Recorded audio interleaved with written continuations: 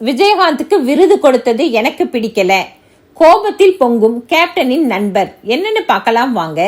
தமிழ் சினிமாவின் முக்கியமான நடிகராக இருந்தவர் விஜயகாந்த். கமல், ரஜினி, மோகன் போன்ற நடிகர்கள் கோலாட்சி கொண்டிருந்த நேரம் கருப்பு சிங்கமாக சினிமாவில் நுழைந்து வெற்றி படங்களை கொடுத்து தனக்கென ரசிகர் கூட்டத்தை உருவாக்கியவர். எம்ஜிஆர் பாணியில் துவங்கும் முதலே ஆக்ஷன் படங்களில் நடித்து வந்தவர் இவர். துவக்கத்தில் சில தோல்வி படங்கள் கொடுத்தாலும் ஒரு கட்டத்தில் தொடர்ந்து வெற்றி படங்களை கொடுத்தார். அதிகமான படங்களில் போலீஸ் அதிகாரியாக நடித்திருக்கிறார். நடிகர் என்பதை விட மனிதாபிமானம் மிக்க ஒரு மனிதராக விஜயகாந்த் மக்களால் பார்க்கப்பட்டார். தன்னால் முடிந்த வரைக்கும் மற்றவர்களின் பிரச்சனையை தன்னுடைய பிரச்சனையாக கருதி அதை தீர்த்து வைப்பது, பசியோடு வருபவர்களுக்கு சாப்பாடு போடுவது என அவர் செய்த தர்மங்கள் ஏராளம்.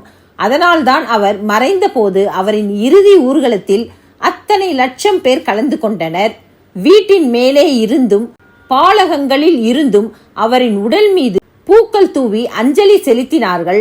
நடிகர் என்பதை விட நல்ல மனிதர் என்கிற இமேஜை தான் விஜயகாந்த் உருவாக்கி விட்டு போயிருக்கிறார். அதிலும் சினிமாவில் விஜயகாந்த் போல ஒரு நல்ல மனிதரை பார்க்கவே முடியாது. சாப்பாட்டில் கூட வேறுபாடு காட்டிய திரையுலகில் முதலில் படப்பிடிப்பில் எல்லோருக்கும் ஒரே சாப்பாடு, அதுவும் கறி சாப்பாட்டை இலையில் போட்டவர் விஜயகாந்த். திரையுலகில் பலரின் வாழ்க்கை விஜயகாந்தால் மாறியிருக்கிறது. அவரின் மறைவுக்கு பின் அவருக்கு பத்மபூஷன் விருது அறிவிக்கப்பட்டது. இந்நிலையில் கேப்டன் பிரபாகரன் உள்ளிட்ட பல படங்களுக்கு வசனம் எழுதியவரும் விஜயகாந்துக்கு மிகவும் நெருக்கமானவருமான வசனகர்த்தா லியாக்கத் அலிகான் ஊடகம் ஒன்றில் பேசிய போது, சிரஞ்சீவிக்கு பத்ம விபூஷன் விருது கொடுத்துவிட்டு விஜயகாந்துக்கு பத்மபூஷன் விருது கொடுத்திருக்கிறார்கள். பத்மபூஷனை விட பத்ம விபூஷன் விருது பெரியது. அதை சிரஞ்சீவிக்கு கொடுத்திருக்கிறார்கள். நான் சிரஞ்சீவியை குறை சொல்லவில்லை.